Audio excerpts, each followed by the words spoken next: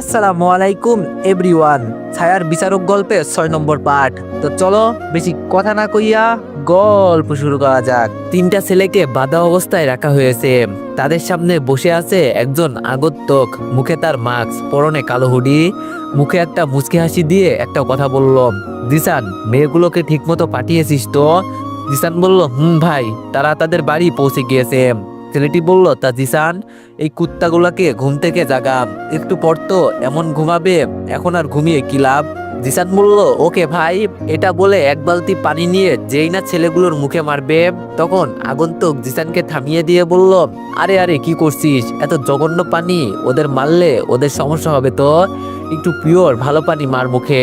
এটা বলে আগন্তুক মুচকি হাসি দিল।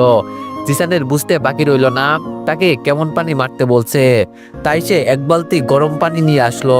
তারপর তার মধ্যে মরিচের গুঁড়া আর লবণ মিশিয়ে দিল তিনজনের মুখের উপর ছিটিয়ে। সাথে সাথে তিনজন চিৎকার দিয়ে উঠল। তাদের চিৎকার এতটা জোরে ছিল যে ঝিঝি পোকা নিস্তব্ধ হয়ে গেল। তাদের মুখে ক্ষত থাকায় তারা ব্যথায় কাতরাতে থাকলো। তাদের অসহায়ভাবে কাতরানো দেখে জিসান বলে উঠল, ভাই, একটু বেশি হয়ে গেল না?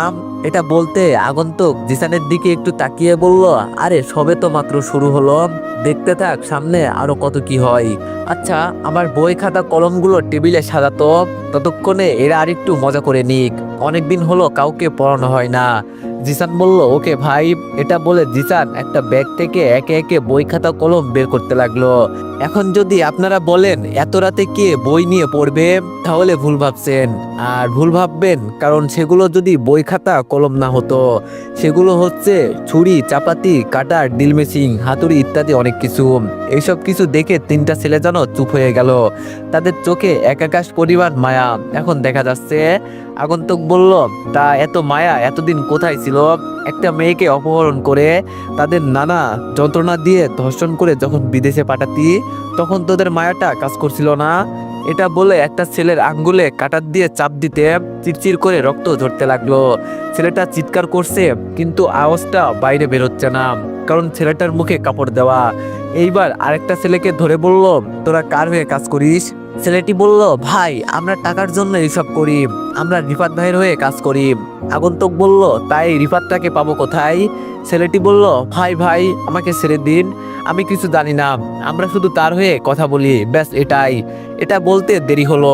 ছেলেটার মুখে কাপড় ঢুকিয়ে ড্রিল মেশিন দিয়ে তার হাত ছিদ্র করতে দেরি হলো না। আগন্তুকের যেন কোনো দয়া মায়া নেই। সে বলতে লাগলো, ছেড়ে দেওয়ার কথা এই মেয়েগুলো হয়তো বলছিল, বাট তোরা কি ছেড়ে দিয়েছিস? না, তাই আমিও ছেড়ে দিব না। এইবার তৃতীয় ছেলেটার হাতের একটা আঙ্গুল ধরে বলল, দেখ, আমি মিথ্যা পছন্দ করি না, আমি জানি তুই মিথ্যা বলবি না, আর মিথ্যা বললে দেখতে পাচ্ছিস। ছেলেটি বলল, ভাই, আমি সব সত্যি বলবো, কিন্তু আমাকে কিছু করবেন না। আগন্তুক বলল, বলতে থাক তুই। ছেলেটি বলল, ভাই, এইসব রিফাতকে মন্ত্রী করাচ্ছে, এইসব কিছু মন্ত্রী করছে। আগন্তুক বলল, মন্ত্রী আর কি কি করছে? ছেলেটি বলল, ভাই, মন্ত্রী এই শহরের পুরো ক্রাইমের মাস্টার মাইন্ড, সকল ধরনের অবৈধ ব্যবসা সব মন্ত্রী করে। আগন্তুক বলল, তুই এত কিছু জানিস কেমনে? ছেলেটি বলল, ভাই, আমি রিফাতের বন্ধু, আর আজকের ডিলটা পুরো দায়িত্ব আমাকে দিয়েছে। আগন্তুক বলল, এখন বল, মন্ত্রীর মাথায় এখন কি চলছে? ছেলেটি বলল, ভাই, আমি জানি না। আগন্তুক বলল, বলবি নাকি? আর ছেলেটি বলল, না না ভাই, বলছি। মন্ত্রী কি করছে তা জানি না, কিন্তু টাইগার আর মন্ত্রী অনেক বড় একটা প্ল্যান করছে। আর টাইগারের পা ছেলেটা আর কিছু বলতে পারলো না, তার আগেই তার মাথা থেকে রক্ত বেয়ে পড়ছে। এটা দেখে আগন্তুক কিছুটা চমকে, আর দুইটার দিকে তাকাতেই দেখে তাদেরকেও গুলি করা হয়েছে। এটা দেখে জিসান আর আগন্তুক কিছুটা চমকে যায়। জিসান বলল, ভাই, এটা কি করে সম্ভব? এখানে তো আমরা ছাড়া কেউ নেই, তাহলে এদের মারলো কি করে? এটার জবাবে আগন্তুক কিছু বলতে যাবে, তার আগেই তার ফোনটা বেজে উঠলো। আগন্তুক কি জানি ভেবে ফোনটা রিসিভ করতে ওপাশ থেকে কেউ বলে উঠলো, অনেক কিছু জেনে গিয়েছিস ভিলেন, এত কিছু জানার দরকার নেই। আগন্তুক বলল, সবে তো শুরু, সামনে তোর অবস্থা কাইল করে দিব টাইগার। টাইগার হেসে বলল, তুই তো মাত্র কচি ফুল থেকে ফুটা ফল। আগন্তুক বলল, তো কি হয়েছে?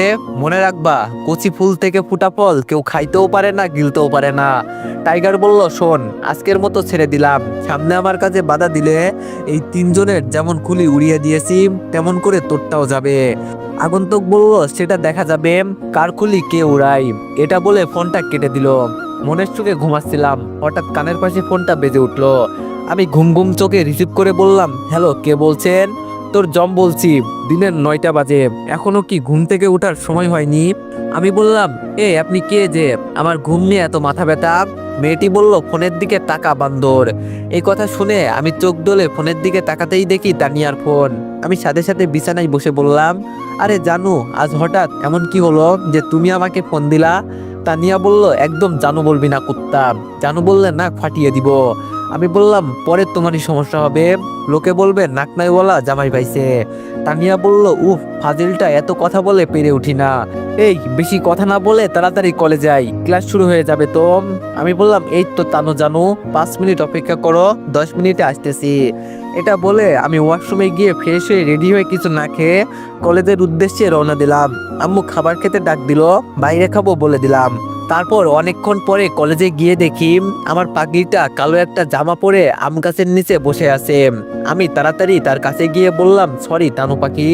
তানিয়া বলল, ওই রাতে কাল লগে টাঙ্কি মারছো, সত্যি করে বল। আমি বললাম, না মানে তোমার সাথে টাঙ্কি মারছি। তানিয়া বলল, তাহলে ঘুম থেকে উঠতে দেরি হলো কেন? আমি বললাম, তোমার মতো সুন্দর কিউট পিতনি রাগে একটা বউ নাই তো, তাই উঠতে পারিনি। তানিয়া বলল, তো বিয়ে করে ফেল, তাহলেই তো হয়। আমি বললাম, বিয়ে তো করতেই চাই, কিন্তু সে তো রাজি হয় না। আজ তো একটা ঘাড়তারা, আমার ভালোবাসা বুঝতে চায় না একদম। তানিয়া বলল, ওই কুত্তা, কি বললি? আমি ঘাড়তারা? তবে রে। এটা বলে আমাকে তানিয়া মারতে আসলো, আর আমি কি আর দাঁড়িয়ে থাকবো? আমিও দৌড়াতে লাগলাম। এইদিকে আমাদের এমন দুষ্টুমি দেখে অনেকেই হাসতেছে, কিন্তু অনেকের ভিড়ে একজনের রাগে চুল ছিঁড়তে ইচ্ছে করছে। রাস্তার পাশে 3টা লাশ পাওয়া গিয়েছে। পুলিশ লাশগুলোকে শনাক্ত করে ফেলছে। তারা হলো এই শহরের অনেক বড় মাস্তান। এমন কোনো খারাপ কাজ তারা করে নাই, কেউ বলতে পারবে না। কমিশনার বলল, রফিক বলতো এদেরকে মারতে পারে? স্যার, যেই মারুক, তবে আমাদের অনেক বড় উপকার করছে, কারণ এদের জেলে ধরে রাখা যায় না, অনেক বড় মানুষের জন্য। কমিশনার বলল, ঠিক বলছো, তবে তাদের দেখো কিভাবে অত্যাচার করা হয়েছে। রফিক বলল, স্যার, মনে হচ্ছে খুনি অনেক বড় সাইকো। কমিশনার বলল, রফিক, এটা সাইকো না, এটা একটা প্ল্যান মার্ডার, বুঝলে? আমাদের এখন উপরের অর্ডার মানতে হবে, এই ফাইল বন্ধ রাখো। রফিক বলল, তার মানে স্যার আপনি বলতে চাইছেন এটা আমাদের কাজে ব্যাঘাত ঘটানোর জন্য করছে, এটাই তো? কমিশনার বলল, তুমি ঠিক বলছো, এখন যাও কাজে লেগে পড়ো, আর লাশগুলোকে মর্গে পাঠানোর ব্যবস্থা করো। রফিক বলল, ওকে বস। ঠাস ঠাস করে 2টা থাপ্পড় পড়লো রিফাতের গালে। রিফাত থাপ্পড় খেয়ে মাথা নিচু করে দাঁড়িয়ে রইল, আর নিজাম চৌধুরী রাগে কটমট করে তাকিয়ে আছে রিফাতের দিকে। নিজাম চৌধুরী বলল, ওই কুত্তার বাচ্চা, ওখানে কত কোটি টাকার মাল ছিল তুই জানতি না? তারপরও কিভাবে পুলিশের রেড পড়ে? রিফাত বলল, বস, আমি ওখানে আড়ালে ছিলাম, এরা পুলিশ ছিল না, আর মাফিয়া গ্রুপের মতো লাগছিল। নিজাম চৌধুরী বলল, আমার মুখে মুখে কথা বলিস কেন কুত্তার বাচ্চা? মাফিয়া গ্রুপ হয়েছে তো কি হয়েছে, ওদেরকে কি মারা যেত না? রিফাত বলল, বস, মারবো কিভাবে? তারা আমাদের থেকে দ্বিগুণ ছিল, আমি যে কোনো মতে পালিয়ে এসেছি সেটাই অনেক। নিজাম চৌধুরী বলল, এখন মরতে না চাইলে আমার চোখের সামনে থেকে সর।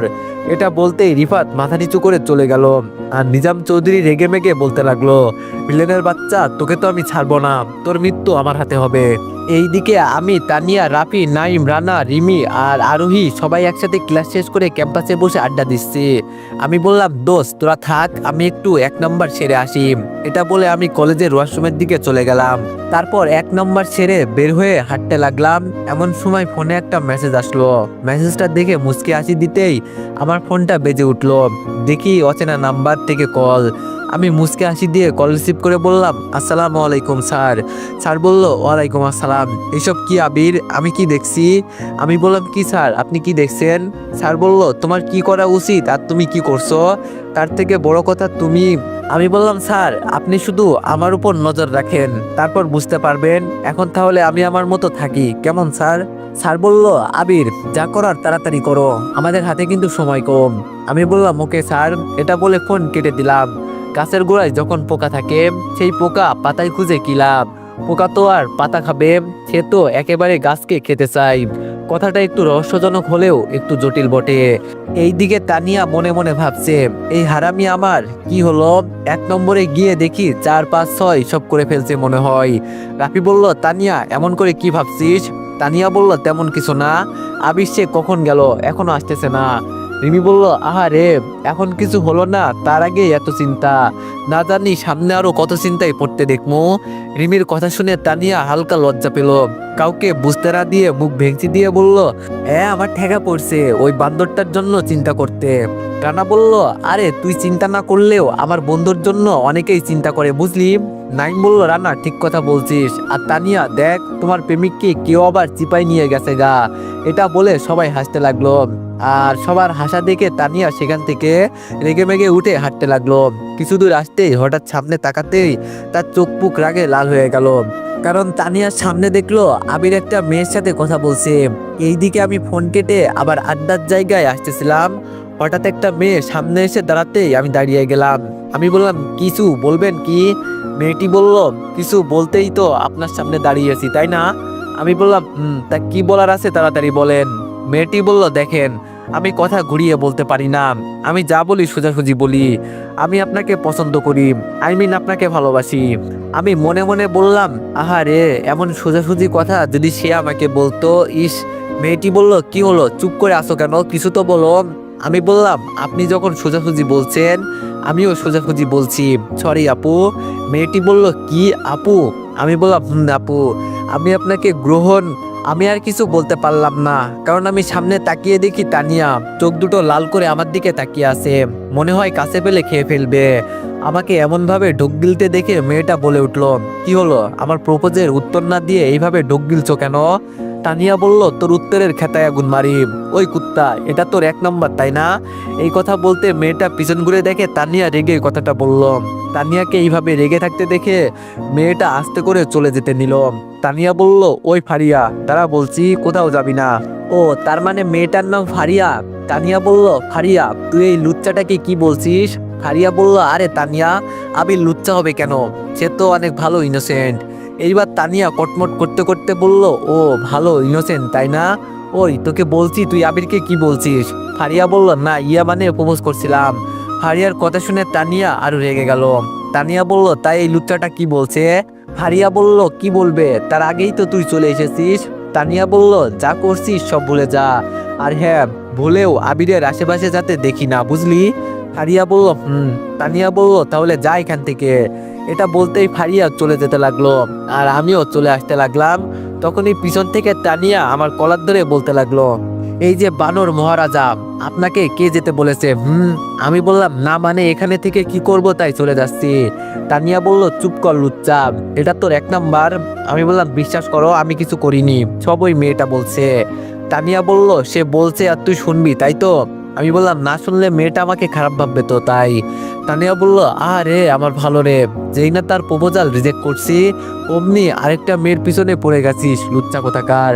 আমি বললাম, তো কি হয়েছে, আমি তো আর তোমাকে বলছি না।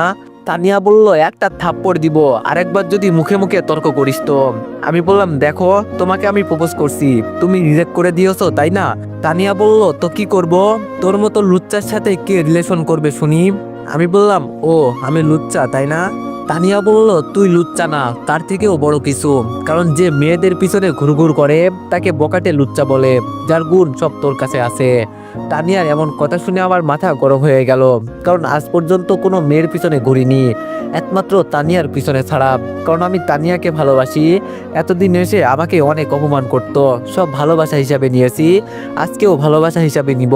তানিয়া বলল, কি হলো, সত্যি কথা বলছি তাই চুপ করে আছিস তাই না? চুপ করেই থাকবি, তাছাড়া আর কি বলবি? আমি বললাম, চুপ করেই থাকবো আজ থেকে। আজ থেকে আর আপনার পিছনে থাকবে না কেউ, ভালোবাসি বলবে না কেউ, কেউ জানো জানু বলে ডাকবে না। ভালো থাকবেন, আশা করি অনেকদিন বিরক্ত করে ফেললাম, এখন থেকে কেউ বিরক্ত করবে না। এটা বলে সেখান থেকে চলে আসলাম আমি। এইদিকে আমার এমন কথা শুনে তানিয়া থ হয়ে দাঁড়িয়ে থাকলো, সে বোঝার চেষ্টা করছে আমি কি বললাম। সে চাইছিল কি করতে আর কি হয়ে গেল, তারপর আবার নিজেই বলে উঠলো, দূর সে এমন বলছে, ঠিক রাতেই আবার কল দিবে। এটা বলে রিমির কাছে যেতেই রিমি বলে উঠলো, কিরে আবিরের কি হয়েছে, সে এমন ভাবে চলে গেল কেন? তানিয়া বলল, তেমন কিছু না, এমনি ঝগড়া হয়েছে একটু তাই। রিমি বলল, তোরাও আর ভালো হবি না দেখছি। তানিয়া বলল, বাদ দে চল বাসায় যাব। এটা বলে সবাই সবার থেকে বিদায় নিয়ে বাসায় চলে গেল। এইদিকে আমি বাসায় গিয়ে কাউকে কিছু না বলে রুমে এসে দরজা বন্ধ করে, কি কান্না করবো ভাবছেন? হাহা, কান্না কেন করবো? ভালোবাসি বলে কান্না করে শরীর খারাপ করবো এমন পোলা আমি না। আমি জানি তানিয়া একটু হলেও আমাকে পছন্দ করে। এখন তাকে একটু বোঝাতে হবে ভালোবাসার মানুষকে কষ্ট দিলে কেমন লাগে। এইসব ভেবে আমি ওয়াশরুমে চলে গেলাম। তারপর ফ্রেশ হয়ে বের হয়ে সামনে তাকাতেই সামনে দাঁড়িয়ে থাকা মানুষটাকে দেখে আমি মাথা নিচু করে রুম থেকে বের হতে যাচ্ছি। এমন সময় আমার হাত ধরে ভাইয়া বলে উঠলো, তারা আবির, তুই কি তোর এই বড় ভাইকে এখনো ক্ষমা করিসনি? আমি বললাম, আপনি কি ভুল করলেন যে আমি আপনাকে ক্ষমা করব? ভাইয়া বলল, তাহলে এখনো আপনি করে বলছিস কেন? আমি বললাম, ওটার উত্তর আমার থেকে বেশি আপনি জানেন। ভাইয়া বলল, ভাই আমার, আমি বলছি আমার ভুল হয়েছে, আর কখনো তোকে অমন কথা বলবো না, প্লিজ আমাকে ক্ষমা করে দে। আমি বললাম, ক্ষমা তো তাকে করা যায় যে ভুল করে, আর আপনি তো কখনো ভুল করেননি। ভাইয়া বলল, ভাই এমন কথা বলিস না, তোর পায়ে পড়ি, প্লিজ তাও আমাকে মাফ করে দে। এটা বলে ভাইয়া যেই না আমার পা ধরতে যাবে তখনই আমি ভাইয়াকে ধরে বললাম, এই ভাইয়া, এটা কি করছিস? বড় ভাই হয়ে ছোট ভাইয়ের পা ধরছিস, লজ্জা করে না? ভাইয়া বলল, মাফ না করলে পা তো ধরতেই হবে। আমি বললাম, আরে কিসের মাপ, কিসের ভুল, আমি সব ভুলে গেছি, তুইও ভুলে যা। আর আরেকবার ক্ষমা চাওয়ার কথা বলবি তো তাহলে আর কথাই বলবো না। এটা বলে ভাইয়াকে জড়িয়ে ধরতে ভাইয়া আমাকে জড়িয়ে ধরলো। ভাইয়া বলল, জানিস অনেকদিন পর তোর মুখে তুই আর ভাইয়া ডাক শুনছি, যার কারণে মনের মধ্যে এক প্রকার শান্তি বিরাজমান করছে। সরি তোকে ওইসব কথা বলার জন্য। আমি বললাম, ভাই আবার সরি, তাহলে কিন্তু আমি। ভাইয়া বলল, ঠিক আছে আর বলবো না, এখন নিচে চল, আম্মু খেতে ডাকছে। তারপর দুইজন মিলে নিচে খেতে গেলাম। খাওয়া দাওয়া শেষ করে যখনই রুমে চলে আসলাম, রুমে এসে কতক্ষণ ফোন টিপে চলে গেলাম বন্ধুদের সাথে আড্ডা দিতে। এইদিকে রকি ও তার বন্ধুরা বলাবলি করছে। রাই বলল, রকি, আজ 3 দিন পর আমরা মোটামুটি ভালো হয়েছি। শালা আবিরের বাচ্চা কি খায় আল্লাহ জানে। এখন তুই বল, আমরা কি করে ওর থেকে প্রতিশোধ নিব? রকি বলল, ওয়েট কর বাচ্চা, শালার কাছ থেকে প্রতিটা মায়ের প্রতিশোধ নিব। তার পাশাপাশি যার জন্য আমাদের মারছে তাকে ওর কাছ থেকে আলাদা করব, দেখে নিস। নয়ন বলল, আচ্ছা একটা কথা আমাকে বলতো রকি। রকি বলল, কি? নয়ন বলল, তুই কি সত্যি ওই তানিয়াকে ভালোবাসিস, যার জন্য আমাদের ব্যবসা করা বন্ধ করে দিয়েছিস? রকি একটু হেসে বলল, নয়ন, তুই আমার বন্ধু হয়েও আমাকে চিনলি না? নয়ন বলল, মানে তুই কি বলতে চাইছিস? রকি বলল, দেখ, তানিয়ার মতো মেয়ে আমি ইচ্ছে করলেই রোজ বেডে রাখতে পারতাম, কিন্তু তানিয়াকে বিয়ে করার একটা মাত্র উদ্দেশ্য। তাই বলল, কি? রকি বলল, তার বাবার অদল সম্পত্তি, তাছাড়া এই ব্যবসা ভাইয়া কিছুদিন বন্ধ রাখতে বলছে, তাই করছি না। নয়ন বলল, মামা তুই বড় একটা খিলাড়ি, কিন্তু এখন তো তানিয়াকে পাবি না। রকি বলল, সেটা সময় বলে দিবে, এখন কয়দিন কলেজে যাব না, এখানে বসে মজা করব। আমি বন্ধুদের সাথে সন্ধ্যা পর্যন্ত আড্ডা দিয়ে চলে গেলাম বাসায়। তারপর কিছুক্ষণ পড়ালেখা করে খাবার খেতে গেলাম। খাওয়ার সময় আব্বু বলে উঠলো, আবির শোন। আমি বললাম, বাবা বলো। আব্বু বলল, কাল বিকেলে তুই তোর ভাইয়ার সাথে বিয়ের শপিং করতে যাবি।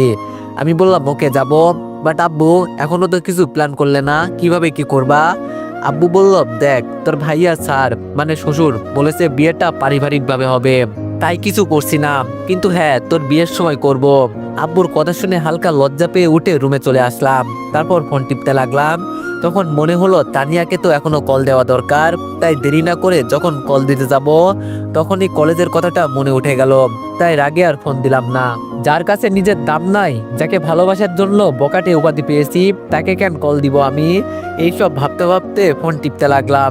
এইদিকে তানিয়া বিছানায় বসে বসে ভাবছে, কি হলো এই বাদরটার, আজ এতক্ষণ হয়ে গেল এখনো ফোন দিচ্ছে না যে, নাকি আবার রাগ করে বসে আছে। আচ্ছা আজ আমি ফোন দিয়ে দেখি। এটা বলে তানিয়া ফোন দিল আমার ফোনে। এইদিকে আমি ফোন টিপতেছিলাম, তখন তানিয়ার কল আসলো। প্রথমে মনে করলাম ধরবো, কিন্তু আমি ধরলাম না। আবার দিল, আবারও ধরলাম না। এইভাবে 10টা কল আসলো, কিন্তু আমি একটা কলও ধরলাম না। এইদিকে তানিয়া কুত্তা, বিলাই, হনুমান, পসাডি, ইঁদুরের লেজ আমার সাথে রাগ দেখাই, তাই না? একবার কাছে পাই, দেখাবো আমি এত রাগ কোথায় রাখিস। রাত 1টা বাজে। শুনশান রাস্তা দিয়ে গাড়ি নিয়ে বাড়ির দিকে যাচ্ছে মেজর নাসির। হঠাৎ করে ড্রাইভার গাড়ি ব্রেক করতেই নাসির বলে উঠলো, কি হলো, গাড়ি কেন থামালে? ড্রাইভার বলল, স্যার সামনে একটা বড় গাছ, কি করব স্যার? এটা বলে যখনই ড্রাইভার গাড়ি থেকে বের হবে তখনই মেজর নাসির বলে উঠলো, দাঁড়াও, গাড়ি থেকে নামবে না। ড্রাইভার বলল, কিন্তু স্যার না নামলে বাসায় যাব কি করে? ড্রাইভার আর কিছু বলতে পারলো না, তার আগেই একটা গুলি এসে সামনের গ্লাসে লাগলো। নাসির বলল, ভাগ্য ভালো বুলেট প্রুফ ছিল, না হলে খুলি এখনই উড়ে যেত। তাড়াতাড়ি গাড়ি ঘুরিয়ে অফিসের দিকে চলো। এটা বলতে ড্রাইভার তাড়াতাড়ি করে গাড়ি ঘুরিয়ে অফিসের দিকে যেতে লাগলো। আর তাদের গাড়িতে কাড়াতাড়ি গুলি ছুটতে লাগলো, কিন্তু গাড়ি বুলেট প্রুফ থাকার কারণে কিছু হলো না। বস, কাজ হয়ে গেছে, তবে শালাকে মারতে পারলাম না। এটা শুনে অপর প্রান্তে থাকা মানুষটা বলে উঠলো, গুড, এমন কাজ করবি। এটা বলে ফোনটা কেটে দিল লোকটা। এইদিকে গাড়ি চালাতে চালাতে ড্রাইভার মেজরের উদ্দেশ্যে বলে উঠলো, স্যার এই কারণে গার্ড আনতে বলছিল ছোট স্যার। মেজর বলল, আরে দূর, আমি কি জানতাম এমনটা হবে।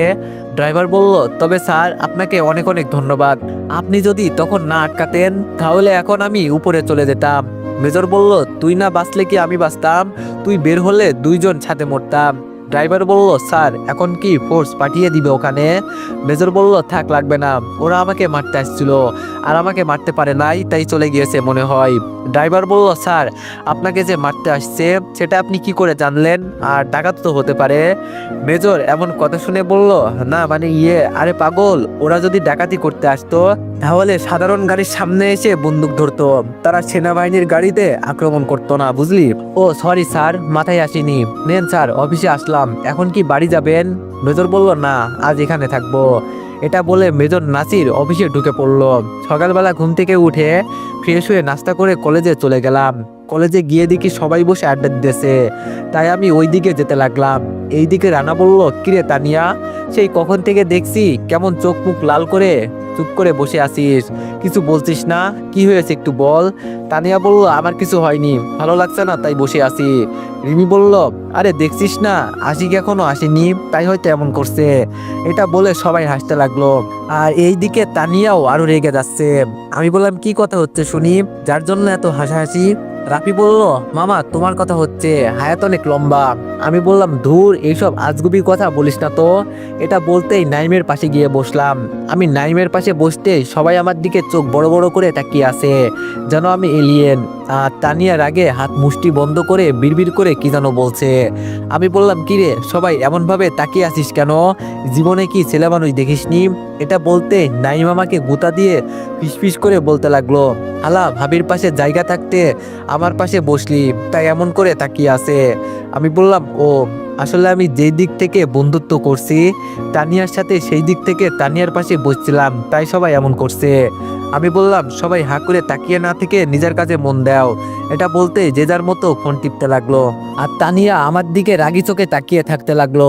হঠাৎ করে তানিয়া বলে উঠলো, আবির, তোর সাথে আমার কিছু কথা আছে। কিন্তু আমি না শোনার মতো করে ফোন টিপতে লাগলাম। তানিয়া আবার বলল, আবির, তোর সাথে আমার কিছু পার্সোনাল কথা আছে, একটু সাইডে আসবি? আমি আমার মতো ফোন টিপতে লাগলাম, এমন ভাব করছি যেন তানিয়ার কথা আমি শুনতে পারছি না। সবাই তো আমার কাজ কাম দেখে অবাক। তখন রাফি মেসেজ দিয়ে বলল, হালা, মনে হয় প্রপোজ করবে, ভাবনা নিয়ে চিপাই যা বলছি। এমন মেসেজ দেখে আমি রাফির দিকে রাগী দৃষ্টিতে তাকালাম। এই দিকে আমার এমন কাজ দেখে তানিয়া 360 ডিগ্রি তাপমাত্রায় রেগে গিয়ে চিৎকার দিয়ে বলল, এই আবিরের বাচ্চা, তোকে আমি কিছু একটা বলছি আর তুই ভাব নিয়ে না শোনার ভান করছিস কেন? বলছি কিছু কথা আছে, শুনে যা।